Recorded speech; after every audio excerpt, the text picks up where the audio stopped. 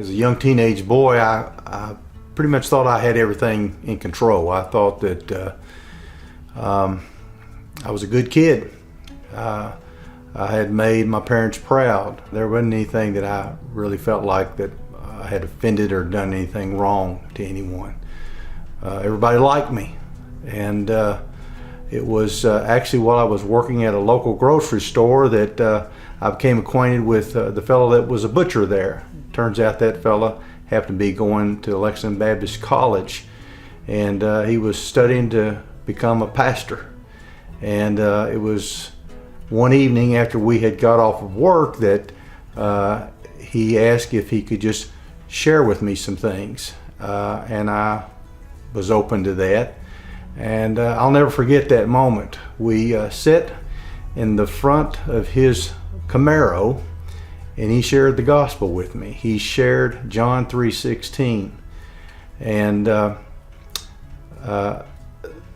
just the content of what that piece of scripture said to me and how it spoke to me made me reassess my life and to think about what would happen if I had to approach, and I knew that one day I would approach a perfect God.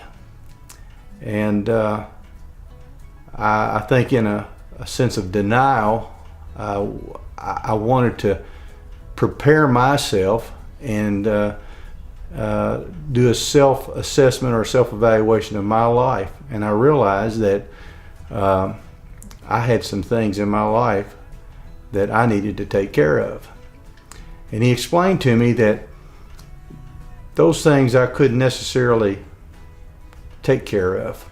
I had to rely on someone else. That someone else was Jesus Christ, who had died on the cross for me. And it was hard for me to comprehend because everything else in my life, again, I was a pretty good guy.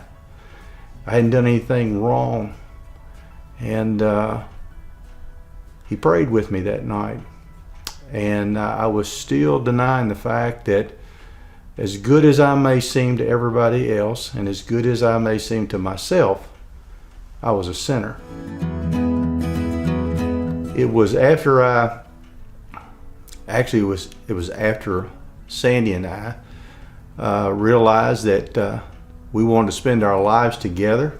We wanted to get married, and we knew how important it was for us to find a church that we both felt like we could grow in. I'll never forget the night that we attended Ashland Avenue Baptist Church.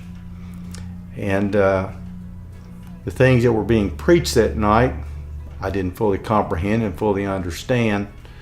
But still, I was burdened with the fact that there were things in my life that God knew about and I knew about that I had to come to a point to realize and publicly make a confession of faith that I was a sinner and that I needed Jesus in my life. I can remember what my dad had always told me as a young boy when I asked him about accepting Jesus and about being a sinner. And he told me, he says, "Son, a team of horses won't be able to hold you back when it's the right time." In that particular day, I don't think a herd of horses could have held me back. I needed to make a public profession that I was a sinner and Jesus was Lord, and I wanted him to come into my life and to change me. And he did that. I've been retired now for about almost 10 years, and I've found, I think, a gift that I think the Lord has blessed me with through his son in being a servant at our church. And he's allowed me to be used to touch other lives through that. He's provided for me things that I would have never been able to comprehend. He's allowed us to go to other communities and help folks in need. He's allowed us to pray. He's allowed us to witness. He's changed our life. My name is Roger Holland, and Jesus changes everything.